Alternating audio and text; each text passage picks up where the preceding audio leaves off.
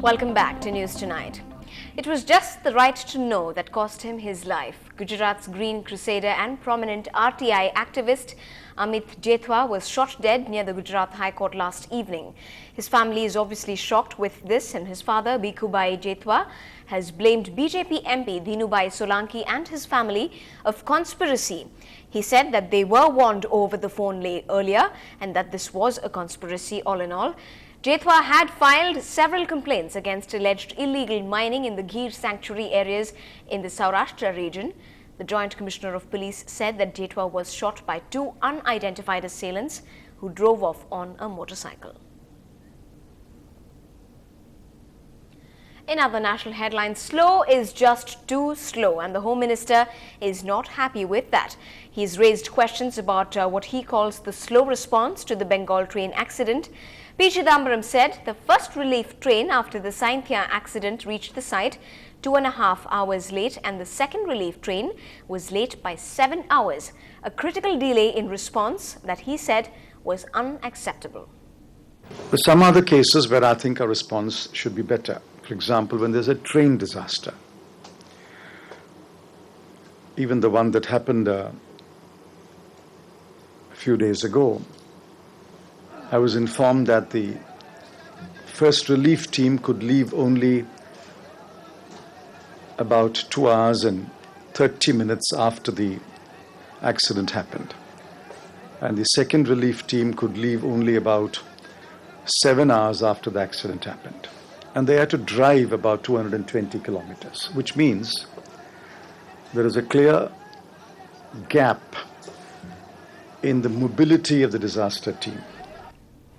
Now, after furniture, it's now slippers and flower pots. The Bihar Assembly drama continues, with 17 RJD and LJP MLAs being suspended for this current session. MLAs flung shoes this time at the Speaker as they were being evicted from the floor of the House by marshals. Hundreds of police officers have been appointed to the Vidhan Sabha premises as of now.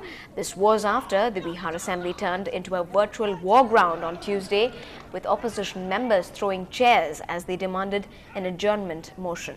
They also pressed for the resignation of Chief Minister Nitish Kumar and Deputy Chief Minister Sushil Kumar Modi for the government's involvement in the alleged irregular withdrawal of nearly 11,500 crore rupees from the state exchequer for various welfare schemes.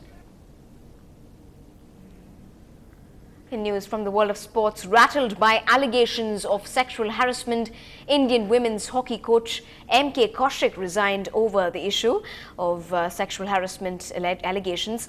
Kaushik announced his resignation after a meeting with a 4-member inquiry panel. The inquiry committee probing the sex scandal in women's hockey will submit its report to the Sports Authority of India on Friday. Kaushik may face a life ban if charges of sexual harassment against him are proved.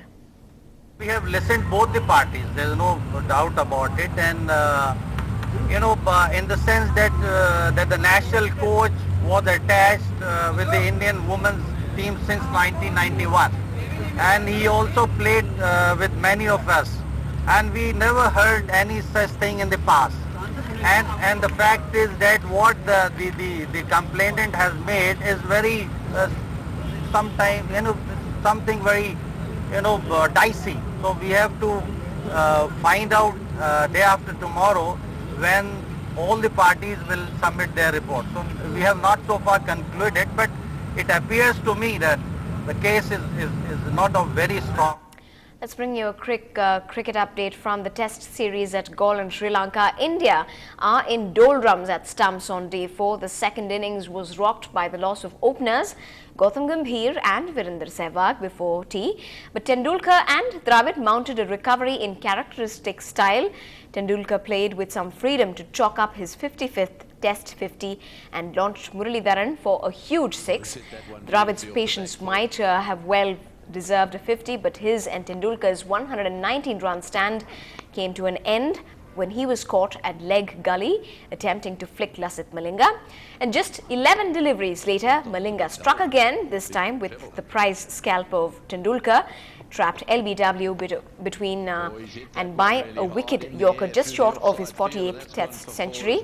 Yuvraj became Muralidharan's fifth victim of the day, caught at slip, leaving India with a veritable mountain to climb. Dhoni will join him tomorrow, but can India save this match? One definitely hopes. That's something we've talked about. We've wondered whether... Now, Vishwanathan Anand is India's pride and glory, but many a Chennaiite, including those special ones at Vidyasagar, were more than just proud of their global ambassador as they welcomed the world champion himself at their graduation ceremony. They feel he's pretty much a part of their big happy family.